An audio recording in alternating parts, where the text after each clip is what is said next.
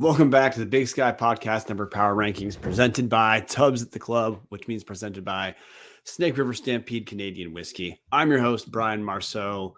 Look, this week, guys, things are different. We're still going to acknowledge the existence of the Power Rankings 12 through 1 in the Big Sky Conference, voted on by Big Sky Podcast Network contributors, guys like me, Dallas Hammer from Tubbs at the Club, Brent Wahlberg from GrizzFan, Ryan Thornburg from R&R. We also have local Big Sky area beat reporters who vote as well. Guys like Coulter Nuanez, who covers Montana, Montana State, and Idaho out of Skyline Sports and ESPN Missoula. We've got guys like Trevin Pixley covering University of Idaho. Then we also have a handful of guys who we just know reliably follow the conference. That makes our voting, the average of those votes is what we do 12 through 1. But tonight, specifically, we're going to spend way more time. By the way, Kevin Marshall saying Marceau After Dark. Damn right, man. So here's the thing. I used to do these at night exclusively.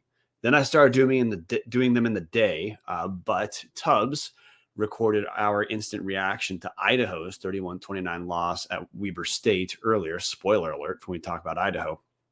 So I'm back on at night for this episode. And look, the last few power rankings episodes we do, we're not really going to fret too much about the power rankings themselves. Hey, Patty Firks, I see a howdy there. Good to see you there. McLean Westbrook saying Bengals 28-24. Oh, McLean, we will get there, my man. But this week, look, there's only 1 week of regular season football left. So the big question for each team really is playoff implications, whether you're a team that's playing for a playoff seed, playing for your playoff life, or you're potentially a playoff spoiler. Or if a win this week might turn a win or a loss against your team into a over 500 win or a sub 500 loss. That's what we're going to hit on for each team with much more focus on our top 5 teams, not Portland State top 5. And a discussion when we get into the seeding discussion, because again, another spoiler alert, there's 3 teams in the Big Sky competing for a seed, but there's other teams nationally who we can look at seeding wise. We're going to do a breakdown of essentially the top 12 teams in the nation and what, if you're a Vandal fan, who you need to hope wins or loses, or if you're a Montana State Bobcat, who you would be paying attention to that could take a seed that you're hoping for. So it's a huge playoff focus. It's much more nationally focused in the second half of the episode than is typical. But look, without further ado, we're gonna jump into and we're talking tiers again, because why in God's name would we not talk about tiers this late? So hey, we have Northern Colorado and Cal Poly as number 12 and number 11. Northern Colorado was murdered at Northern Arizona 28-7. The big thing is Ed Lamb is letting Shea Kuykendall start at quarterback. Freshman dude passed for 177 yards against Northern Arizona. So congrats to Shea, but still, I mean, Northern Colorado scored 7 points. So nothing else to talk about Northern Colorado. Cal Poly was surprisingly tight with Sac State, losing 41-30. The story here is Sam Heward goes 37-58 for 483 yards, 2 touchdowns, and 2 picks. That's the Cal Poly end. But hey, Cal Poly gave up 41 points, and in spite of having one of their best offensive outings of the year, the Mustangs still surrendered 538 points and turned the ball over twice. So they lose. Moving on from that tier. Tier 3, we had Eastern Washington getting murdered at Montana State 57-14. And look, every team we've talked about so far, Northern Colorado, Cal Poly, Eastern Washington, they're all going to finish under 500 on the year. So no matter what, a loss, if your team lost to one of these teams, you have a bad loss. But none of the top teams in the conference that we're talking about yet have losses to any of these 3 teams. We'll get to Davis and the Eastern implications later. Idaho State, man, the Bengals hung tough with UC Davis in the Hawkins Bowl, but go down 21-14. Jordan Cook passed for 297 yards on the game for Idaho State, but also threw 2 picks. Hunter Hayes chips in 6-10 for 36 yards and a touchdown. I don't have any big takeaways on the Idaho State end, other than they were hapless against the run, which is kind of the Idaho State thing on the season.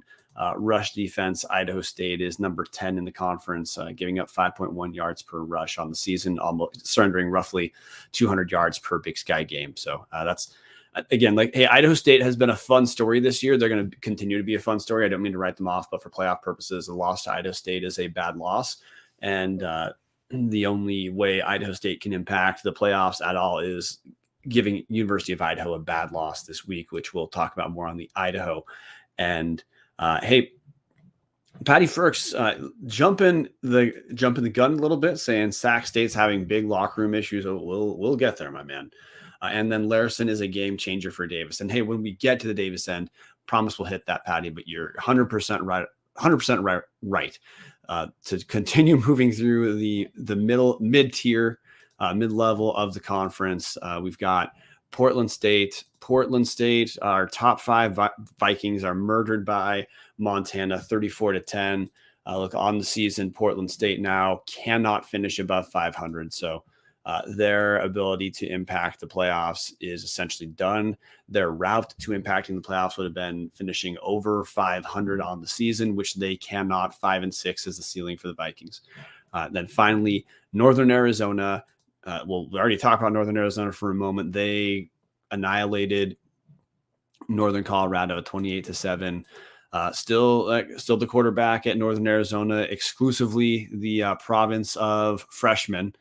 Angel Flores is the guy running the show now, went 18-22 for 167 yards and a touchdown. But look, Northern Arizona will finish the season underwater schedule-wise. So Northern Arizona won't be a good loss for Montana. That's the implication for Montana.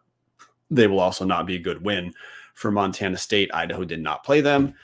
They will not be a good win for Sacramento State. Moving on from talking about Northern Arizona, we can now get into the tiers that they can impact the playoff proceedings a little bit. By the way, Patty's saying I saw some real poor effort from PSU. PSU, they Patty, to just talk about that tier 3. Just want to say those teams are all completely up and down, whether it's your matchup that you're dependent on or whether it's just week by week buy-in. That's why those teams have been all over the place this season. So what you said about Portland State in different ways, just it applies to all the teams. Like, hey, McLean Westbrook saying, I'm just happy to be here. Talking about ISU. I'm assuming talking about ISU. Maybe you're happy to be at the podcast, the Big Sky Podcast Network Power Rankings. We're happy to have you. But look, that's that third tier. That's why we're blowing through there.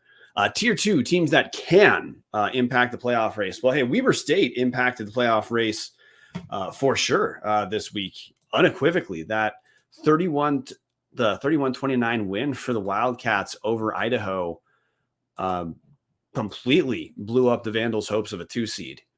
And we'll talk about the Idaho end later. But big news for Weber's. Look, on the season, the Wildcats are 5-5, 4-5 against FCS, D1 opponents.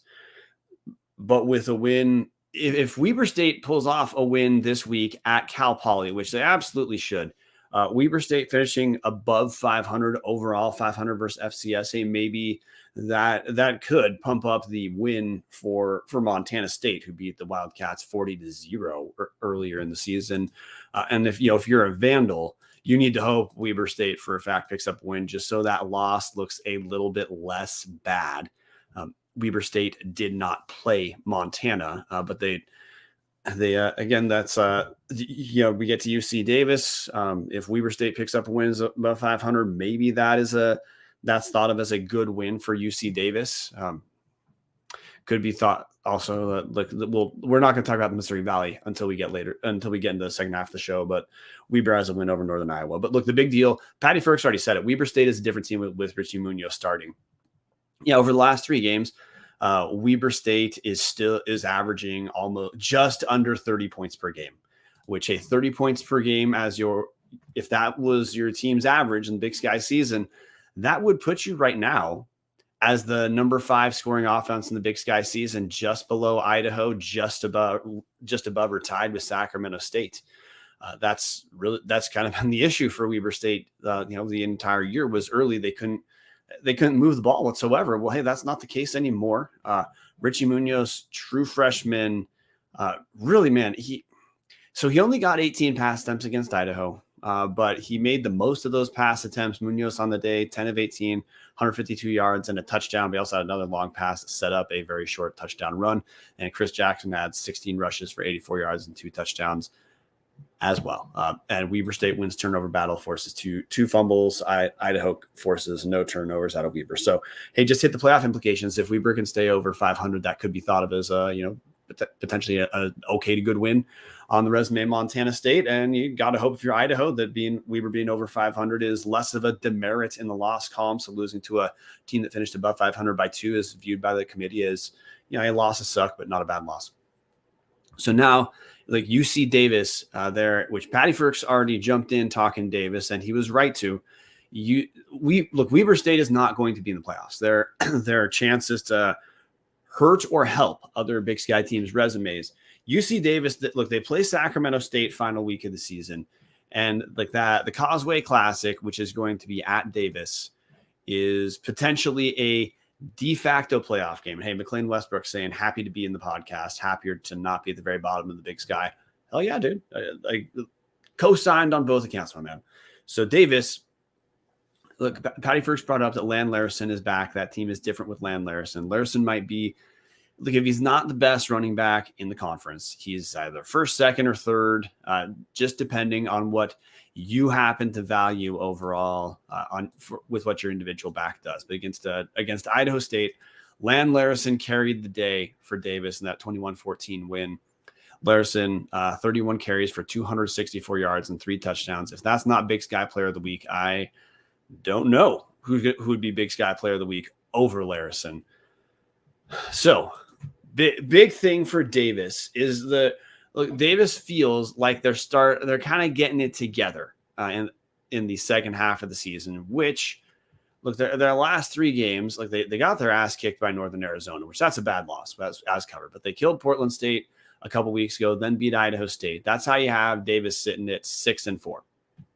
Now, against Sac State, this is a must-win game for Davis. If you look at overall resume, objectively, you'd have to say Sacramento State, who we'll talk about them a little bit more in a second. But Sacramento State has more good wins or potential playoff level wins than Davis has. So this is absolutely must win for Davis, because if they win, if they beat Sacramento State, UC Davis and Sac State will tie at 7-4.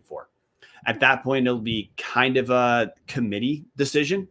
But Davis has been a little bit hotter second half of the season. And if their resumes are kind of close, but Davis has the head-to-head over the two, if only one team gets in, then you would think the playoff committee would go with UC Davis. Now, the reason I say think is in the polls heading into this final week of the season, Davis is not ranked, and Sacramento State was number 9, and the Hornets picked up a win. So there's obviously that huge pull advantage for Sacramento State over Davis if you're looking at head-to-head ranking. But if they're both 7-4, it's a real question. And with how Sac has some momentum, Davis has some momentum over these last few weeks, and especially with Larson back. And we're just going to talk about Sacramento State now at the same time because they're playing each other. Sacramento State's they're in the midst of some turmoil. Patty Ferks brought up the idea of locker room issues. I completely buy it. Look, one of the big changes, and this is a tectonic type of shift relative to where we are, relative to talking about the number 9 team in the nation. Sacramento State, in that win over Cal Poly, they benched quarterback Caden Bennett. Bennett had started the entire season. Now, Carson Conklin had gotten run in the previous couple weeks. The run that Conklin had in the last couple weeks included essentially running the show for the overwhelming majority of that 51-16 win over Idaho State. And now, Patty, I would not quite say Idaho State broke Sac State. They won 51-16, which was your joke. I get it. But Conklin also saw time in that 34-7 loss at Montana. And look, in the game against Montana, no quarterback looked good for Sacramento State. Conklin was better against Idaho State than Caden Bennett. That's why he got the run he did. Well, against Cal Poly, Carson Conklin goes 17 of 26 for 313 yards, 3 touchdowns, and 1 pick. Now Conklin being in there does not give them the same dual threat that Caden Bennett did. But look, with Marcus Fulcher running back healthy for Sacramento State now, 20 carries for 121 yards. Then Elijah Tautoliver added 9 carries for 99 yards and 2 touchdowns. Look, maybe Andy Thompson now just feels more confident with a slightly more healthy running room going to a more traditional pocket passer. And Carson Conklin is a better pure passer than Caden Bennett. But it does change the look of what Sacramento State can do. It does not give him that additional threat to have the quarterback as a running threat. But if you look at Andy Thompson, clearly has confidence in Conklin, and I completely buy that there must be some leadership issues on that team. I mean, truly, Sacramento State completely imploded against Montana. So it seems like that might be ramifications in that game. Hard to extrapolate too much to Cal Poly. Defensively, they're an absolute catastrophe. Talk about passing defense because we're paying attention to Carson Conklin. Cal Poly has they have given up 211 yards on the season, 60% completion percentage, 14 touchdowns. But that you got to throw an asterisk. Cal Poly has given up the most passing touchdowns in the Big Sky play, 14. But they've gotten their ass kicked so many games, teams don't have to pass that much against them. So I would not look at that 211 total yards as representative of what Cal Poly's defense is. It's not very good. And Conklin looked good against Cal Poly. A lot of quarterbacks look good against Cal Poly. But, I mean, to me, I completely agree with Patty's thought, which is why I keep bringing it up. There's no way you're switching quarterbacks this late in the game going to a true freshman if there aren't some serious reservations about sticking with Caden Bennett, or if there isn't something behind the scenes that because Sacramento reporting is not that great. I mean, Caden Bennett's a junior. He's been with the team quite a while. So to shift to a true freshman when your team is number 9 in the nation, Caden Bennett had not been what you'd call bad on the year. That's a big shift. But for playoff implications, look, Sacramento State, I think they're going to finish no worse than 7-4 no matter what. But for their own sake, Sacramento State needs to pick up this win against Davis. It would be another okay win on their resume. The okay wins Sacramento State's resume includes, it's truly just 2. The sexy win, of course, was beating Stanford in week 3, 30-23. But that week 1 win over Nichols is a much better win than you might guess. Because look, Nichols right now, they're in line to get the auto bid from the Southland. So they're in first place overall in the Southland. So that Nichols, again, they're not ranked, but I don't know, man. I mean that's a potential playoff team based off an auto bid. That's certainly not a bad win on Sac's schedule. So I don't think Sacramento State's really playing for a seed. They would need a ton of help and just eye test. I don't think that you can view Sacramento State as a seed, just especially based off going 0-3 in that round robin against Montana State, Idaho, and kind of looking progressively worse with each game from Idaho to Montana State, then to Montana. But look, it's a different look now at the pure passer. So Sacramento State is a different type of animal. The other implication for Sacramento State playoff wise is another win makes them kind of solidifies them as a good win for Montana State, and Idaho, which all those 3 teams have seeding aspirations. Moving on now to the next tier. And hey, we have a kind of a second tier. I'm calling it tier 1A, Idaho. Idaho goes down 31-29 to Weber State. I'm a Vandal. It was very disappointing to have the loss. The Vandals picked up at Weber State. Idaho 100% had chances to put that game away early and did not put Weber State away. And Weber State is a different and significantly better revitalized team with Richie Munoz. I'm also talking defensively. Weber State was never terrible defensively, but they had not been, Jay Hill level good. But honestly, having the life on the offensive side seems to be helping defensive effort out of Weber State too. So Idaho, disappointing loss. Giovanni McCoy, quarterback, goes 33-51 for 346 yards and a touchdown.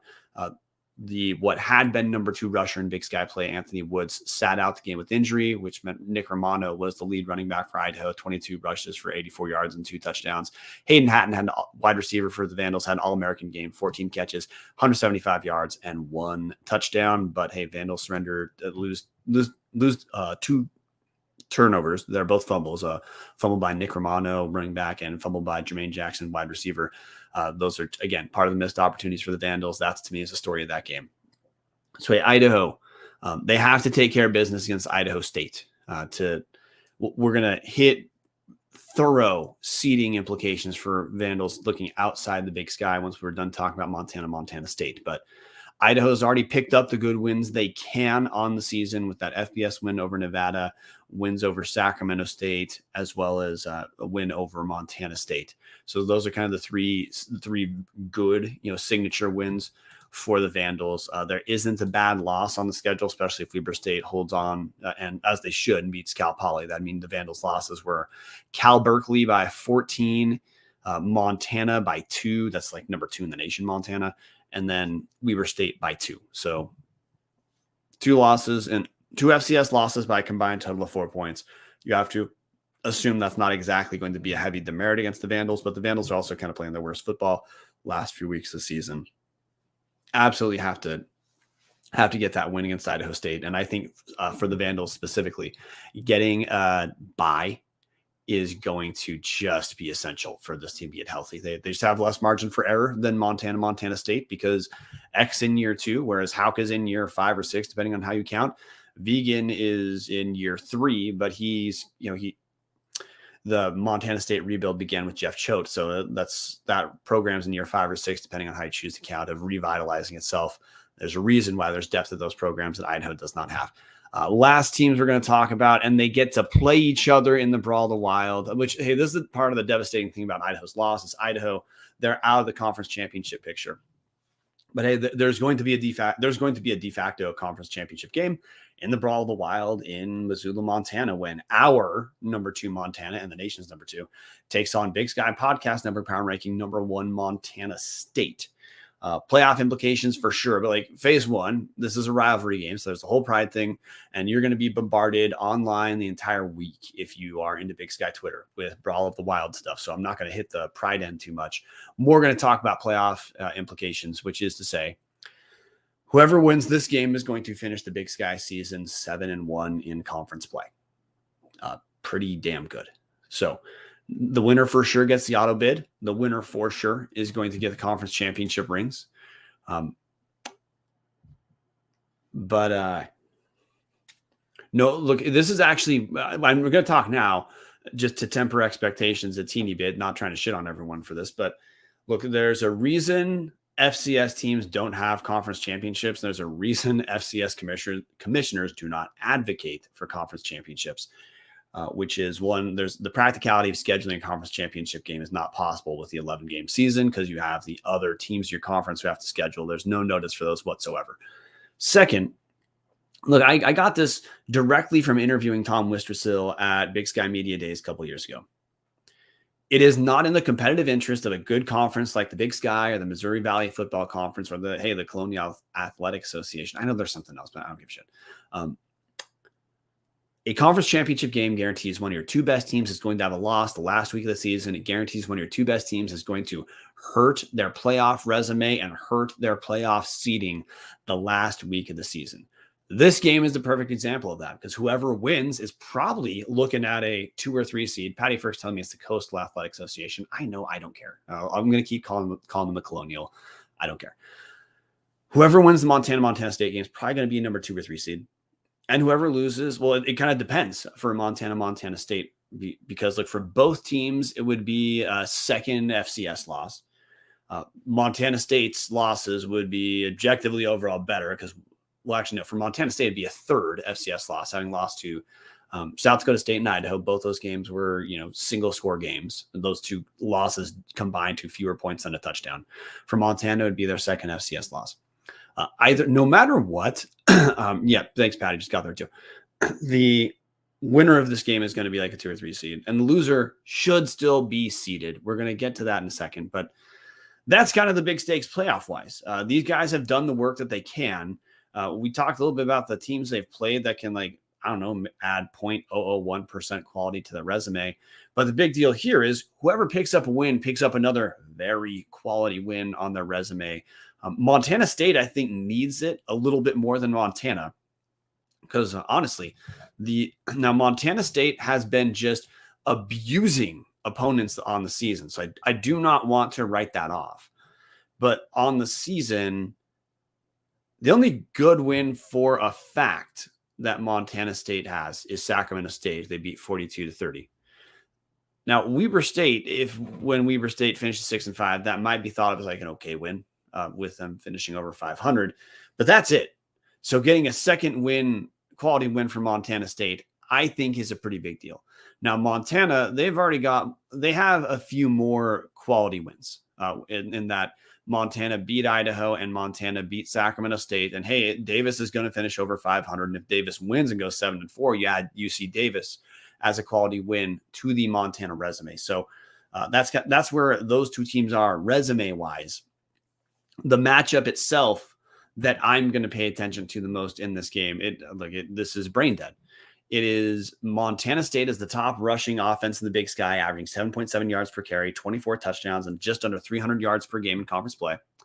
And the Grizz are easily the best rushing defense, having surrendered 82 yards per game on average so far in 7 Big Sky outings, 5 total touchdowns, 2.8 yards per carry. This is strength on strength. And to me, it's going to be just fun as hell. Look, Montana State rebounded from their loss at Idaho by annihilating NAU and Eastern Washington. So, hey, those guys look like they're fine. Montana, look, we all know the story of the Montana season, which is that once Clifton McDowell became quarterback, things have changed. And that was week 5 of the season against Idaho State. Montana has not lost since Clifton McDowell took over in the second week of Big Sky play. And the Grizz they picked up their two of their good wins were close wins at Davis. The Grizz won 31-23, then at Idaho 23-21. Since that Idaho win, the Grizz have been walking through their opponents. It doesn't matter if it's a garbage team like Northern Colorado, who they beat 40-0, or a top 10 team Sacramento State, who they beat 34-7, or then Portland State, who they beat 34-10 this week. The Grizz are easily the hottest team in the Big Sky. But Montana State, their narrative is essentially going to be that they gave away the Idaho game. And minus that single game in Moscow, they've been murdering everyone just by playing the teams they can.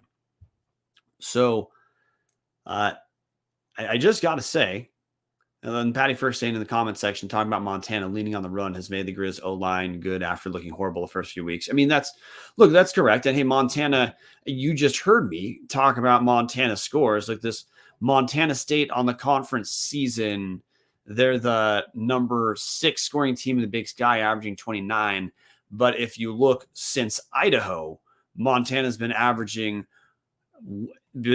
about 37 points per game. They scored 40, 34, and 34. So they've just been a different team since that Idaho win, which really seemed to, that win itself was a great outing for the Grizz, but it seems that win itself seemed to ignite something within Montana. So we're going to now shift to talking about seeding implications. And when I say that, I'm talking about the teams that, if you're a Big Sky fan of these teams, there's some other conference games that are taking place that will matter, because the Montana State, Idaho are all hoping to get that seeding somewhere between 2 and 8. There's no prayer anyone's going to get the number 1 seed. South Dakota State has that on lockdown.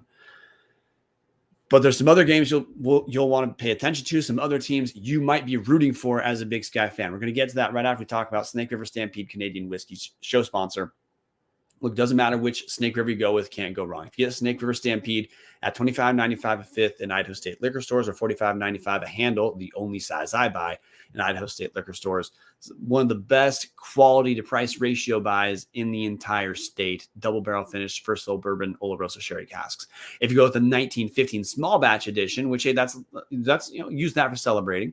It's a couple years older than the Stampede. Its double barrel finish is first fill bourbon, then ex-Canadian rye whiskey casks.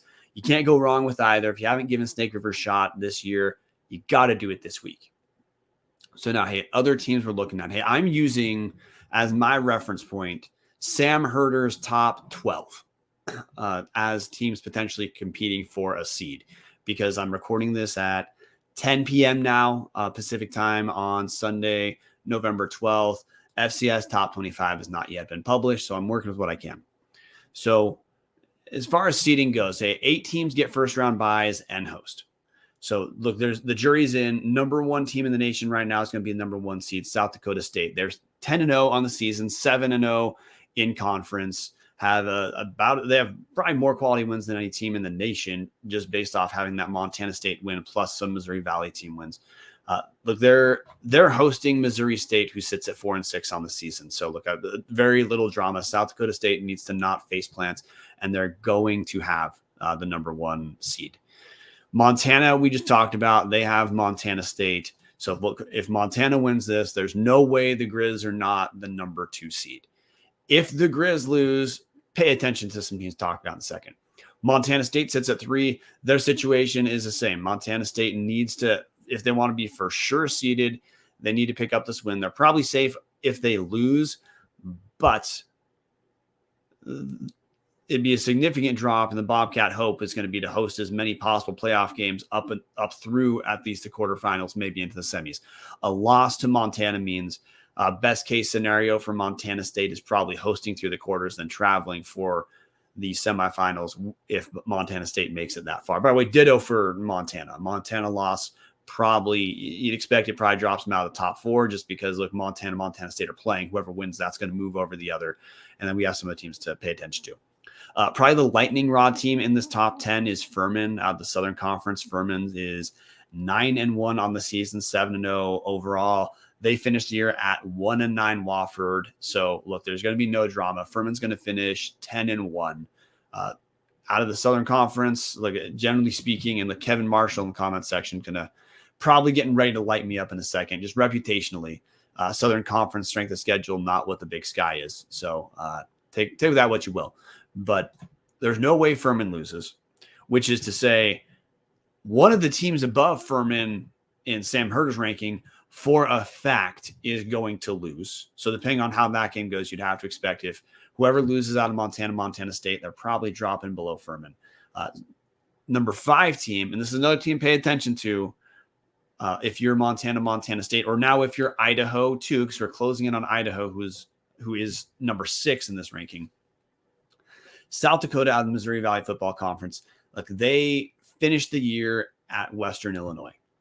Western Illinois has no wins, so there will be no drama. South Dakota is going to finish 9-2 with their only Missouri Valley Conference loss to South Dakota State. So it's a pretty damn good resume.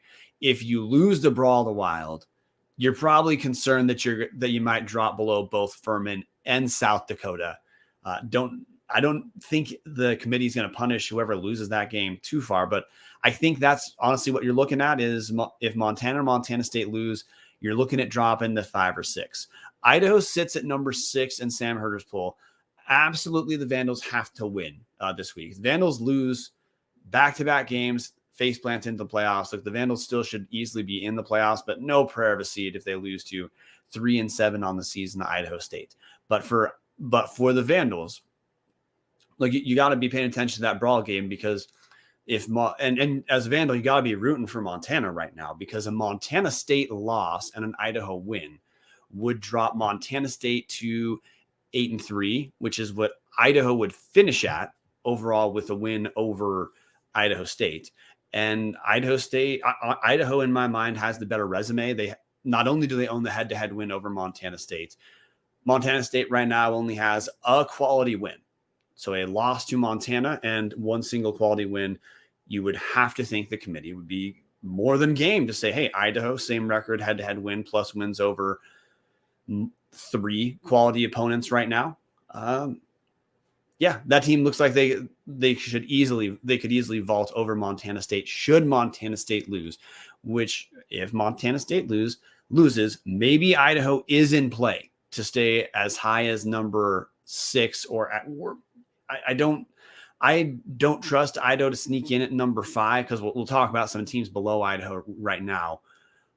But hey, Montana State loses, Idaho wins. 6 for Idaho sounds like it's okay. Now, if Montana State wins, Montana probably shouldn't drop below Idaho, which would mean Idaho would be probably looking at that 7 to 8 seed is their ceiling.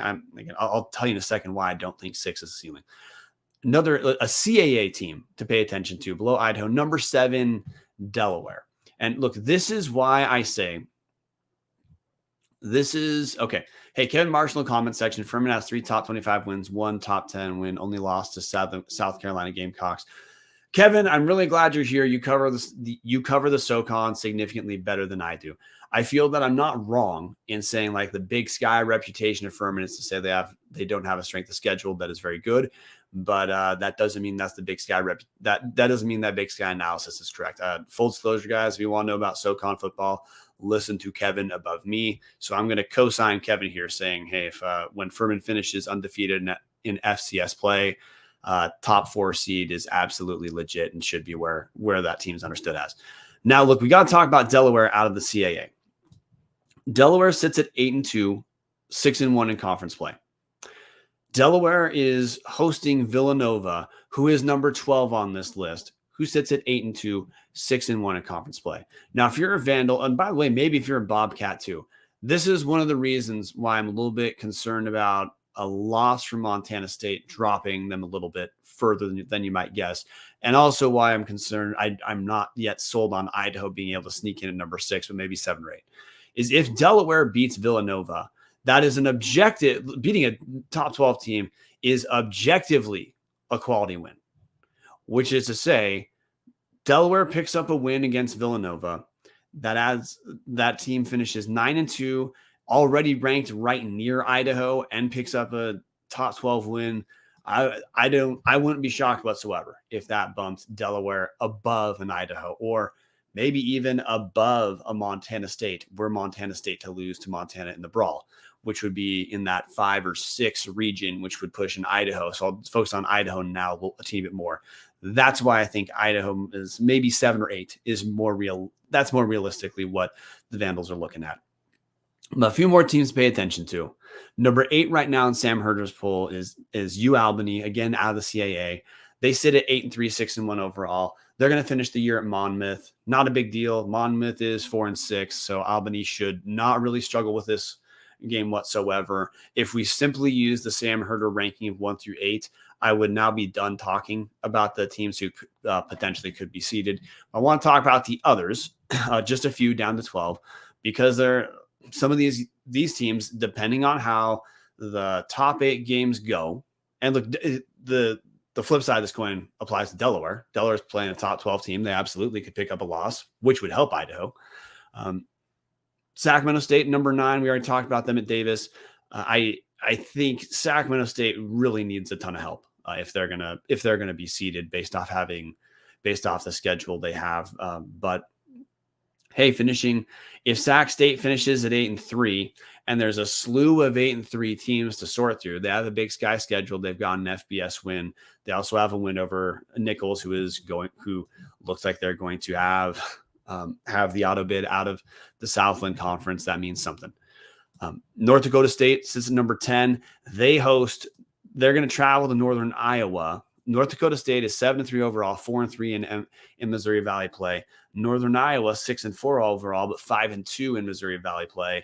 This to me feels like a de facto playoff game for Northern Iowa, because if they win, you'd expect Northern Iowa is going to sneak in. The Panthers seem to always get in no matter what at 7-4, 6-5. But hey, closing out the year with a win over North Dakota State would be a quality win. But then for a North Dakota State team, they could be another team that finishes 8-3 on the season, picking up a quality win. I don't know if you'd still call it a quality win, but like a pretty good win at Northern Iowa to close the season. That would most certainly justify having that team bump up a spot or two if some teams above them lose. And you also know, just based off the seeding from last season, I know the committee has their metrics they use and there's their debate and all that, but like, hey, these are people, reputations seem to matter in last year's bracket. So North Dakota State, you have to think, if there's a chance North Dakota State can sneak into an 8 seed, some committee members are probably going to give them a chance to do that, which is say if teams above them need to take care of business. If they don't, that's how we start to get that chaos. Last couple teams pay attention to: North Carolina Central, who had been ranked a bit higher before getting murdered by Howard. Down in the MEAC conference, they are hosting Delaware State in their final game of the season.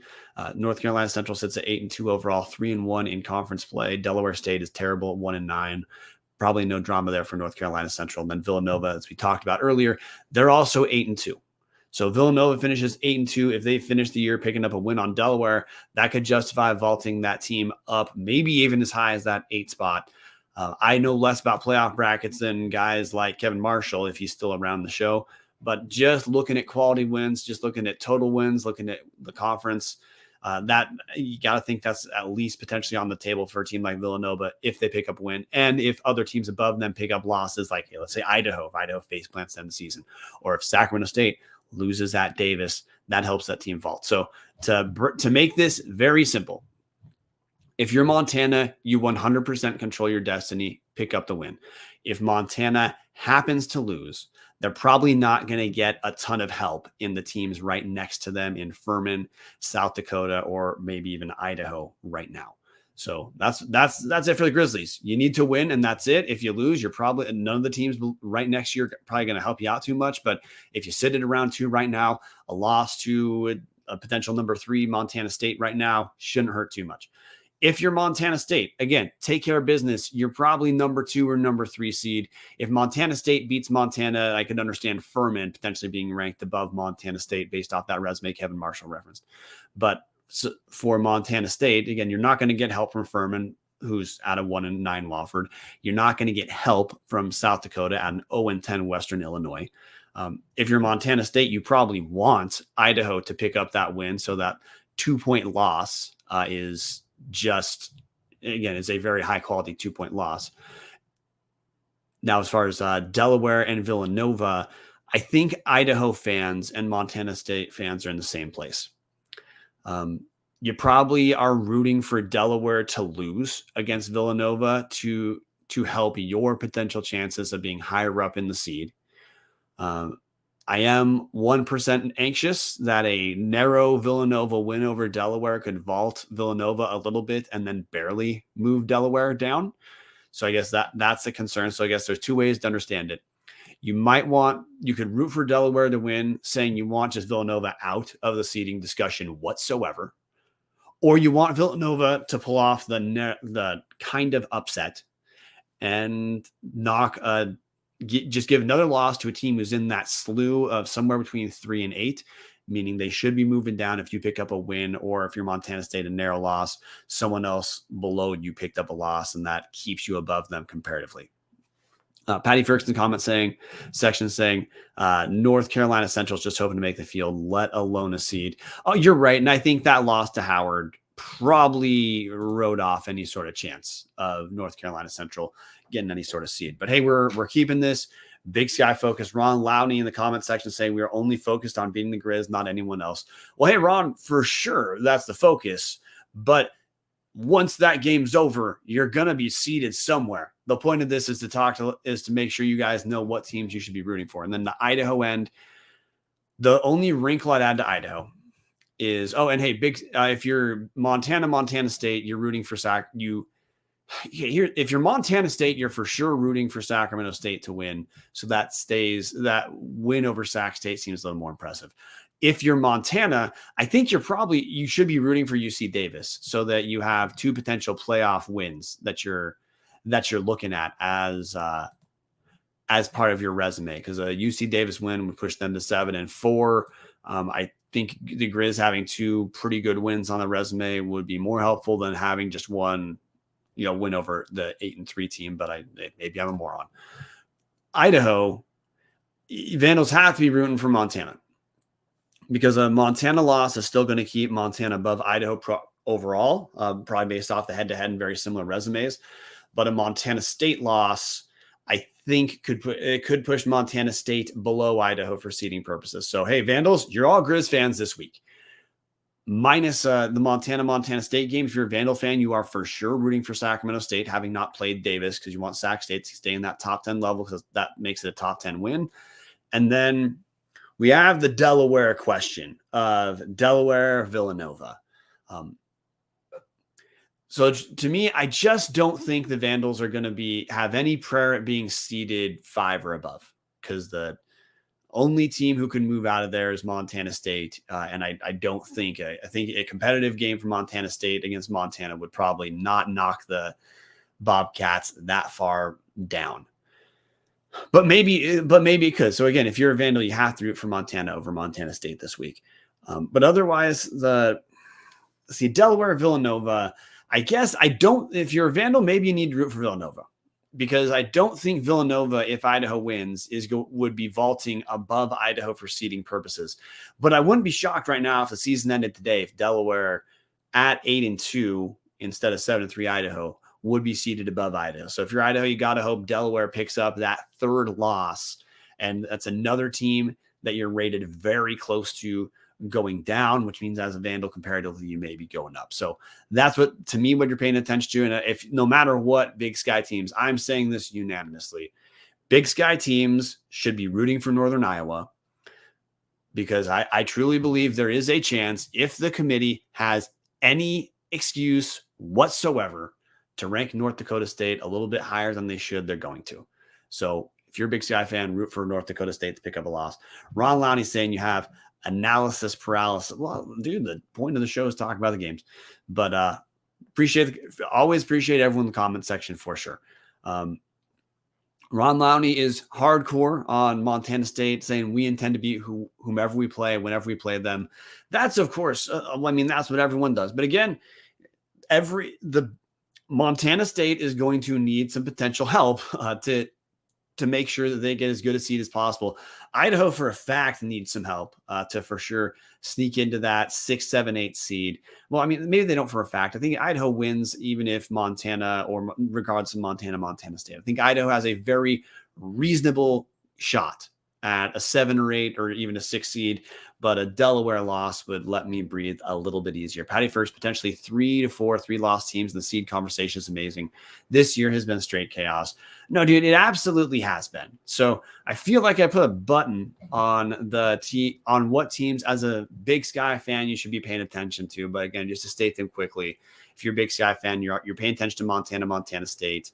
Disregard Furman, South Dakota, because those are going to be easy wins. If you're an Idaho fan, you're paying attention to Idaho State. Then you're paying attention to Delaware, Villanova as a game that has seeding implications for you. Albany, Monmouth, yeah, pay attention, but Albany should walk over Monmouth. And then the Sac State, Davis, and then finally North Dakota State, Northern Iowa. Those are all teams I think is worth paying attention to on ESPN, seeing where your team fits, and also just, again, the playoffs are fun, guys, if your team's there. And if you're a Big Sky fan, I don't know how many Big Sky fans are like me. During the playoffs, when Idaho was not making the playoffs, I still would watch Big Sky playoff games because I like Big Sky football. That's the football I care about the most. That's why I'm recording this at 10:20 p.m. on a Sunday night when I wake up for work at 5. But anyway, guys, that's your Big Sky Podcast Network playoff preview, you might say.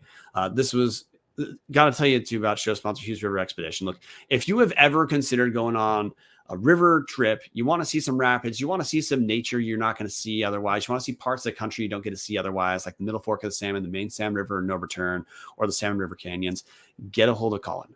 You're going to get a camp on pristine beaches. You're going to get to see whitewater and also run on whitewater, get that heart rate up, hike scenic trails, spot wildlife. You're going to have, essentially, it doesn't matter if you're a large group or just a family. You go on one of these trips, these all-inclusive trips, so truly just get yourself there. Hughes River takes care of the rest. You're going to be talking about this for the rest of your life. So get a hold of Colin. Call him at 800-262-1882 or check him out at hughesriver.com. So, Patty, got a blast. Thank you for tuning in, Patty. You're our unofficial co-host in the comment section. Crewhead76 saying, do your thing. Don't worry about the run. I'm not, man. Just hitting the playoffs. But thank you, Crewhead76. I support the show, patreon.com/Tubs at the Club. If you're a Vandal fan, you get to join the hashtag OnlyTubs Discord. Also, hey, non-Vandal fans, you're sure as hell welcome too. But hey, if you like me doing the Pigsky podcast number power rankings covering the whole conference, if you like our 2 Vandal-centric episodes a week during football season, a pregame and a postgame, if you like us following during basketball season to give you guys some Big Sky coverage, honestly, once the football season ends, you have Colter Nuanez at ESPN Missoula who does kick-ass work, but other than that, you're not really getting any coverage of Big Sky stuff. So Tubbs fills a lot of gaps. Support the show. Costs $250 a month at the minimum. We love people who can do more than $250 a month, but $250 a month, you get to be part of the Patreon. Lastly, hit that subscribe button. The more subscribers we get, the more likely YouTube may have to pay us some pennies in the future. Thanks for tuning in tonight, guys.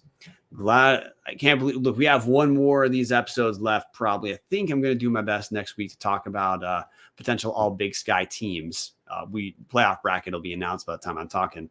But with that said, we're going to call it a night. Thanks to everyone who's able to tune in. Thanks for people who keep in the comment section lively as it is with no notice. We still got 15 live viewers. Thank you to every one of you. And until next time, go Vandals.